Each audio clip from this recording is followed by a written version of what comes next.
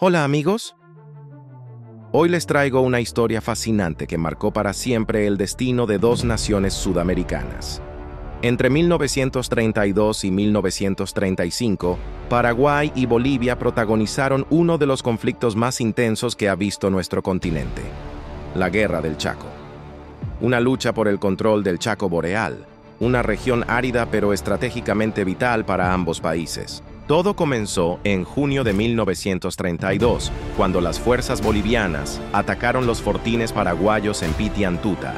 La respuesta paraguaya no se hizo esperar, y así comenzó una serie de enfrentamientos en medio de un territorio inhóspito que pondría a prueba la resistencia humana hasta límites insospechados. Los primeros meses fueron cruciales. En septiembre de 1932, Paraguay logró su primera gran victoria en Boquerón, donde sus soldados, tras una heroica resistencia, obligaron a las tropas bolivianas a rendirse. Pero esto era solo el comienzo. En Nanagua, durante enero y julio de 1933, el ejército paraguayo demostró su valentía al defender exitosamente sus posiciones frente a masivos ataques bolivianos. El año 1934 marcó un punto de inflexión en la guerra. Las fuerzas paraguayas lanzaron una serie de ofensivas brillantes que cambiarían el curso del conflicto. La batalla de Campo Vía se convirtió en un momento histórico cuando lograron rodear y capturar a miles de soldados bolivianos, consiguiendo una de las victorias más significativas de la guerra. Los combates en Cañada Strongest y el Carmen solo confirmaron la superioridad táctica paraguaya.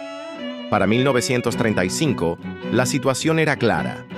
Bolivia se encontraba en una posición comprometida, mientras las tropas paraguayas habían avanzado hasta las cercanías de Villamontes. Sin embargo, el agotamiento de ambos ejércitos y la presión internacional llevaron a la firma del armisticio el 12 de junio de 1935.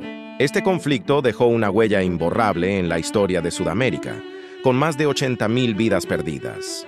Paraguay emergió victorioso, asegurando la mayor parte del Chaco Boreal.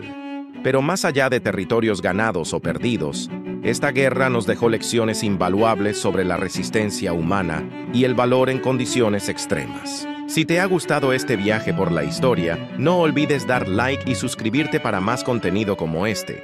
Nos vemos en el próximo video.